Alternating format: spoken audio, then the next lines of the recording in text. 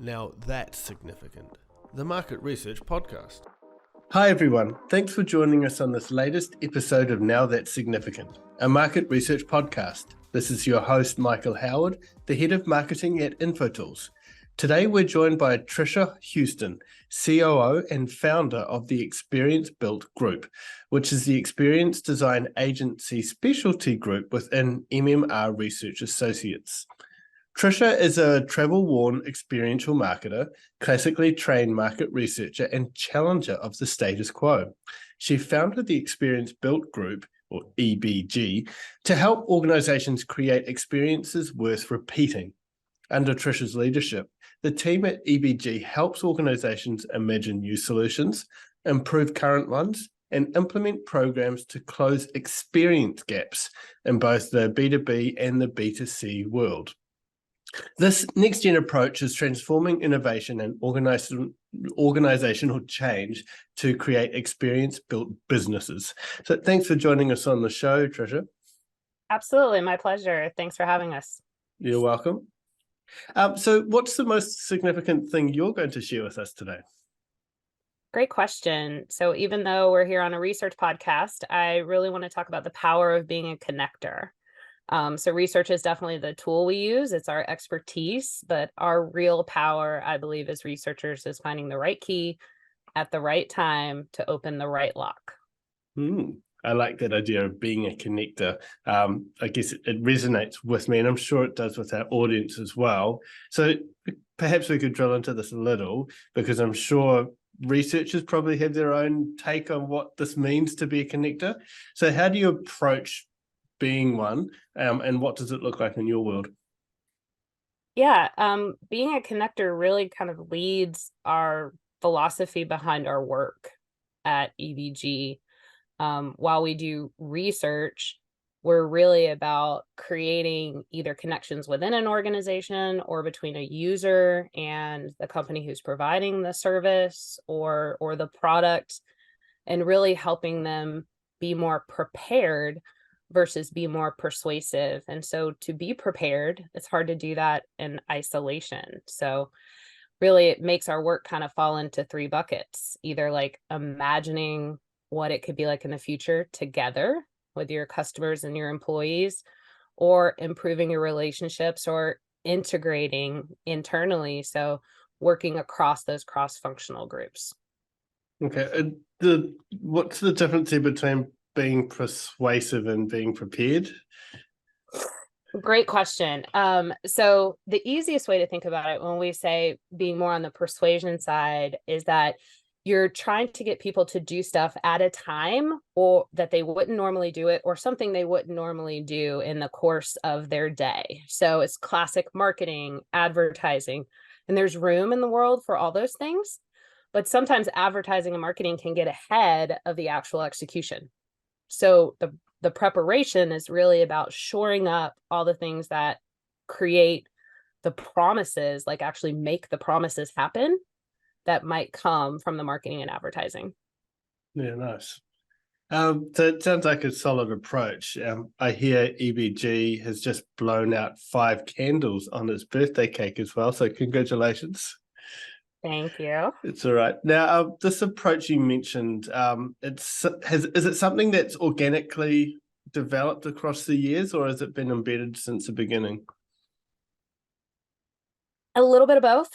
So when EBG started, we had some core beliefs, and those have stayed true. That experience enhances everything is kind of the core of it.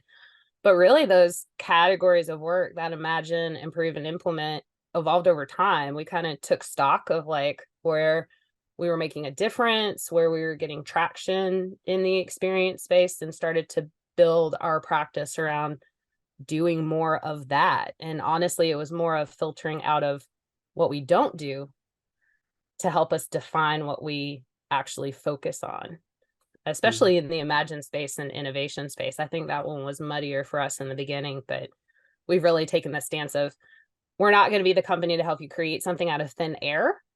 We're really going to help you more do that kind of transformation where it's a continuation of something you already do, or something that really society is really asking for.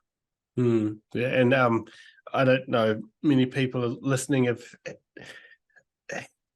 attempted creativity in some shape or form. I used to work in advertising, and I always knew that when I had confines, even when they were really small, to work with, it's that kind of environment creates more room for creativity and more for deeper creativity as well, because you're having to really wrestle with something small and then come up with something that overcomes those type boundaries as well. So Yeah, I no, think that's spot on. Totally spot on. I think we like to think of ourselves as pretty scrappy for that exact reason. It's like, what can we put duct tape on or do pencil and paper for, instead of creating some elegant budget is no option or no barrier solution. that's right. And those confines are also that deep knowledge of your customers and your employees as well. So it's not always just resources per se. Absolutely. So how do experience gaps, which we mentioned before, how do they fit into this? Sounds like it could be quite a big task. So what did you mean by it, and how would you tackle that?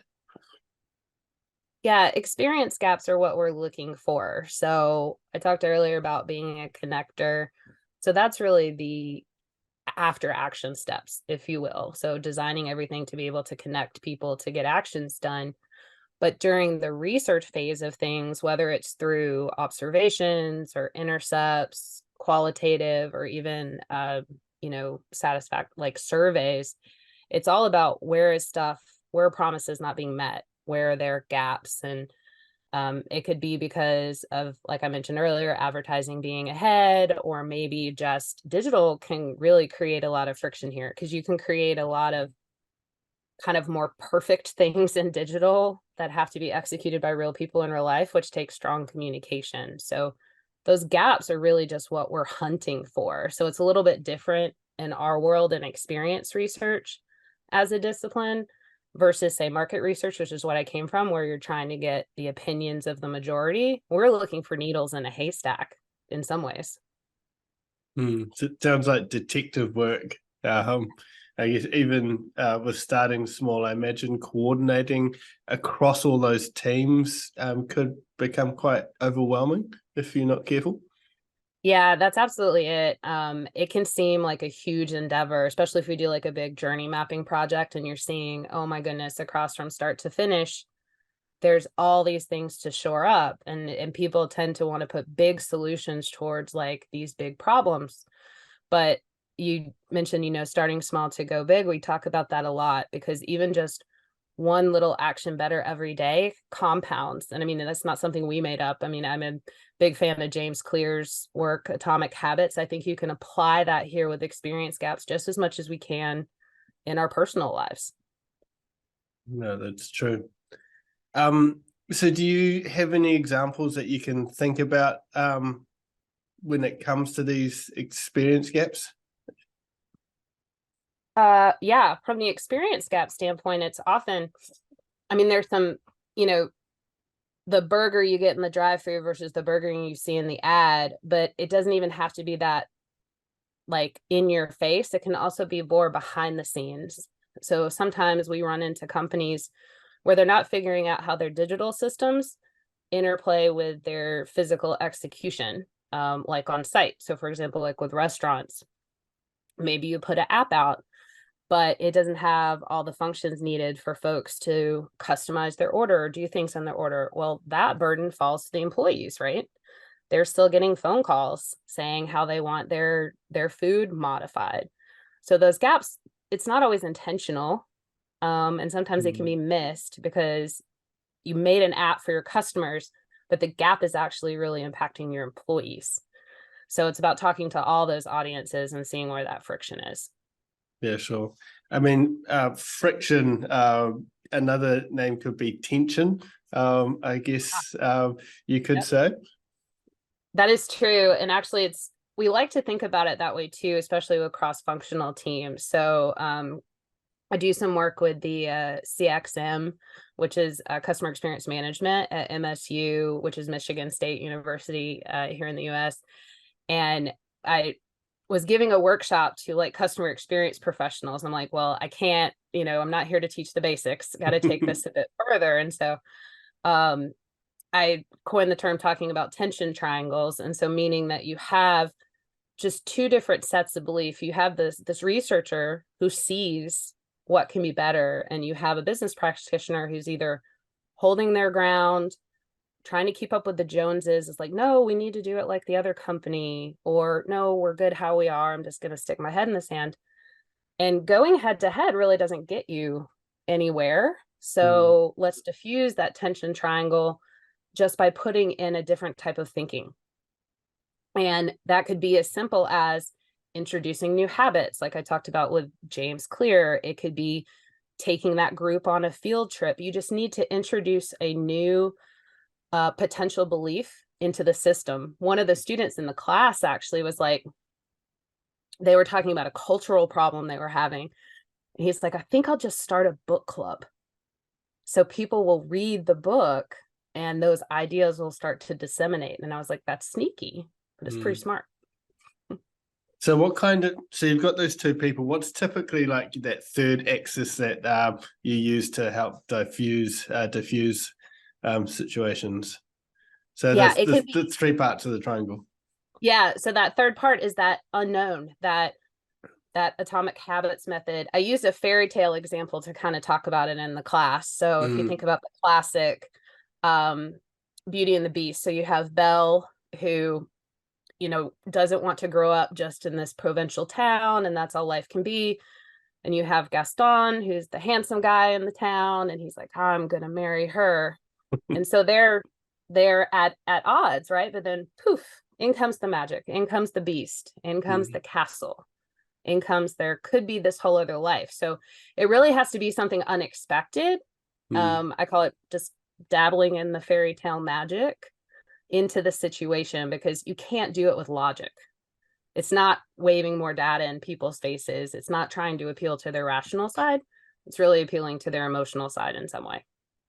The experience. Exactly.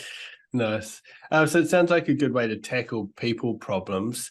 What other roadblocks do you generally encounter when trying to fill experience gaps, or perhaps a strategic challenge even that you run into?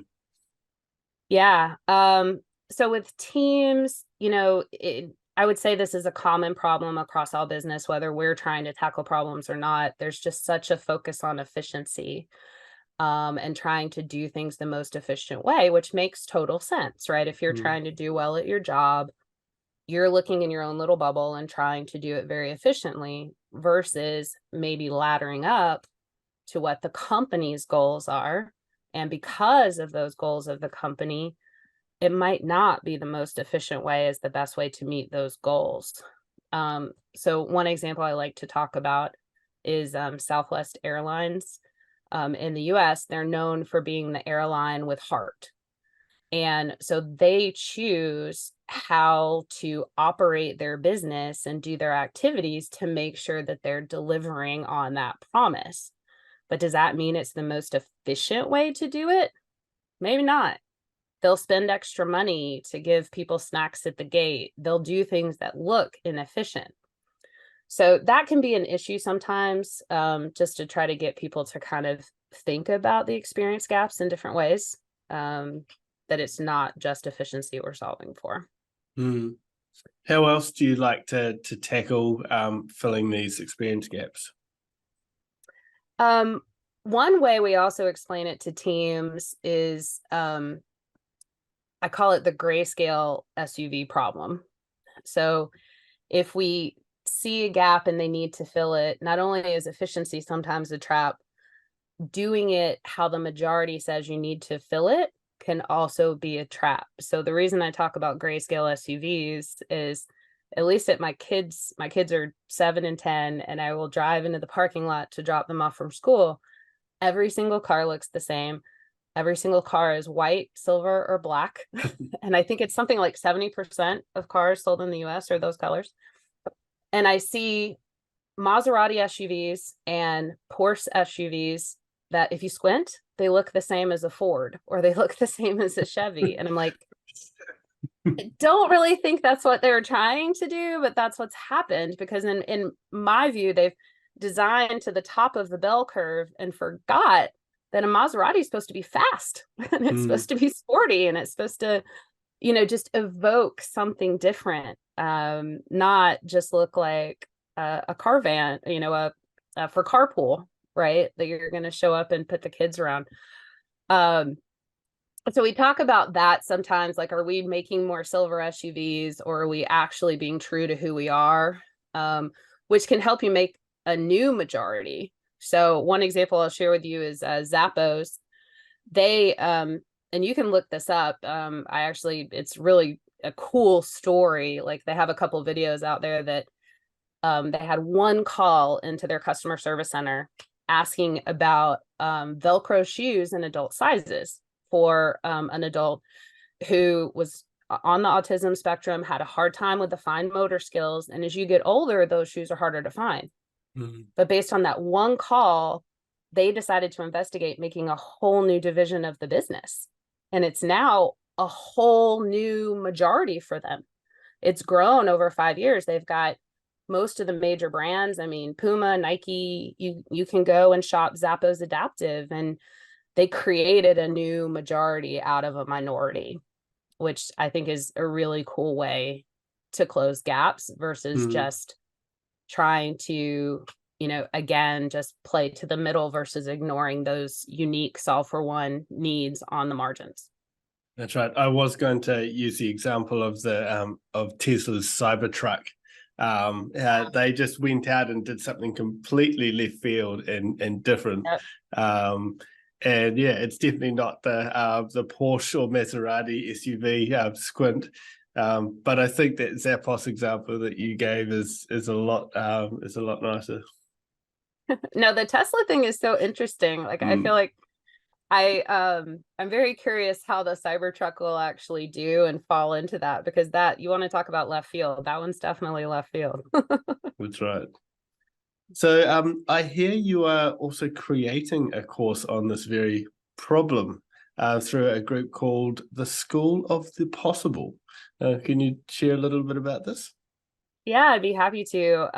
It was kind of one of those things I happened upon. So I read a book called Liminal Thinking by Dave Gray. And he actually has founded this idea of the School of the Possible. And it's one of a few of kind of like alternative groups kind of rethinking what higher education can be. So this is all about adjacent possibilities. So, and I was looking into it, and he's like, well, we have a course. It's a course creation course. I was like, well, this is super interesting. So, it's been a great journey so far, just to learn a different way to share ideas and meet some new folks across the globe. And I have focused my efforts on this whole grayscale SUV problem. So it's been a new muscle for me. Been starting to write a little bit on Substack about it. It was part of my course homework. So, but hopefully it'll be out in the world sometime in January or February. I also loved that the course the book the course the man's name was Gray as well. So oh, that's funny. Yes. His name is David Gray. he's lived that course that challenge his whole life, so he knows a thing or two. That's right. I love it.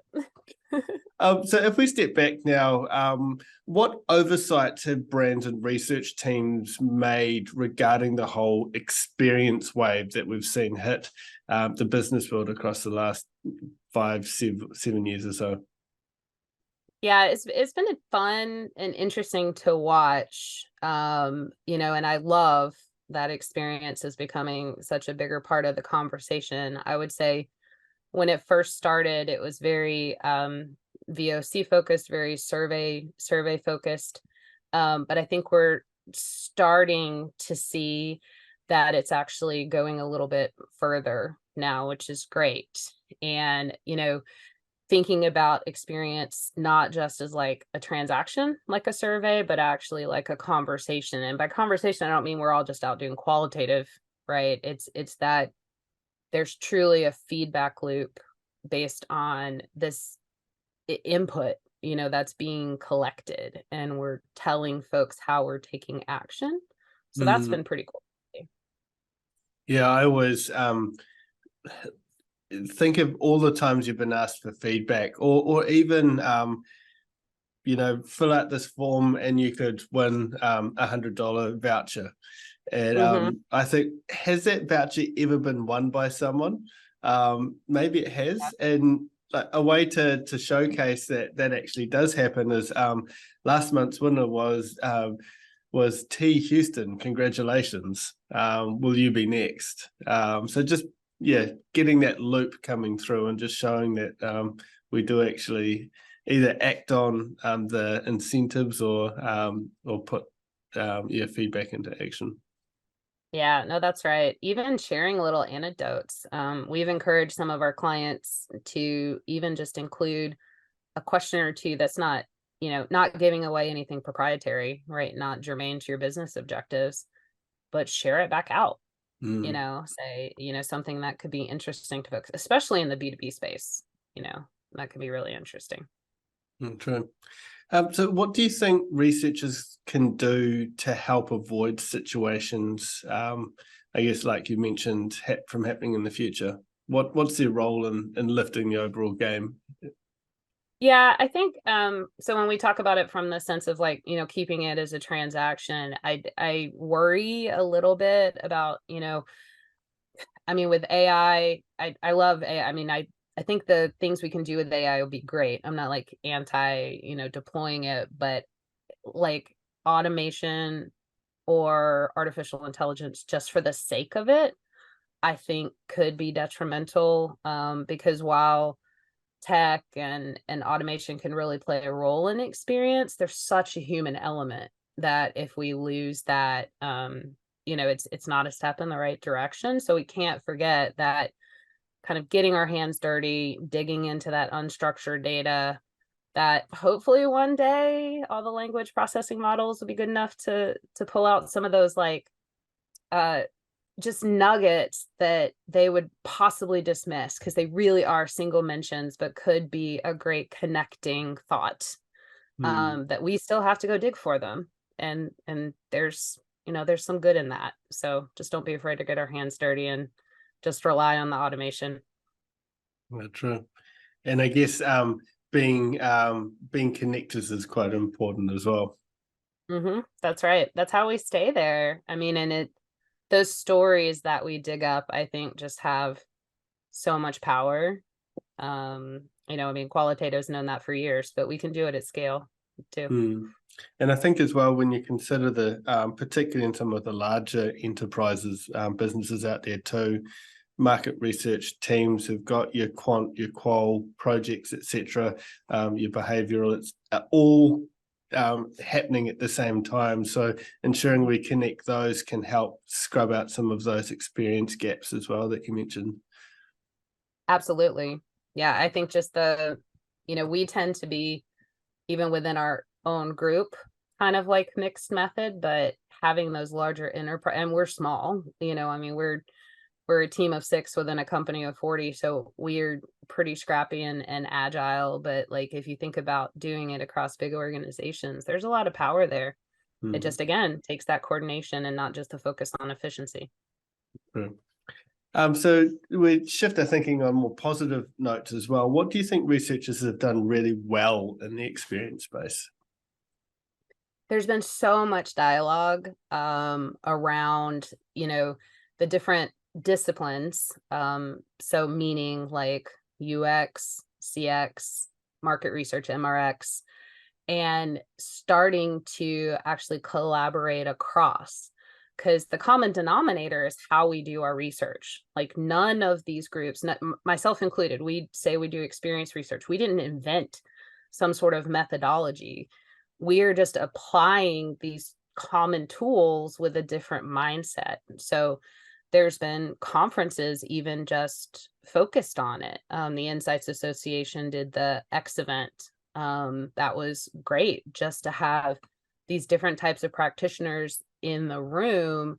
It's like one step further beyond what you were talking about a minute ago of like the qual, the quant, the behavioral. This is like people with different types of training coming together. So people who come in with a design mindset, who come in with a marketing mindset, who come in with a HR mindset from customer experience. And I think the crossing of those mindsets is where we're really going to start to see the magic beyond just mixing the methods. Yeah, nice. So I guess finally, any predictions you have on how the next 12 months might play out in the world of delivering premium experiences or experiences worth repeating, as you said before? Yes. Premium is interesting. So I've been thinking a lot about that, actually. So premium, like, I think that's where we're going to actually see a shift, especially at kind of like the lower price point. So luxury is luxury.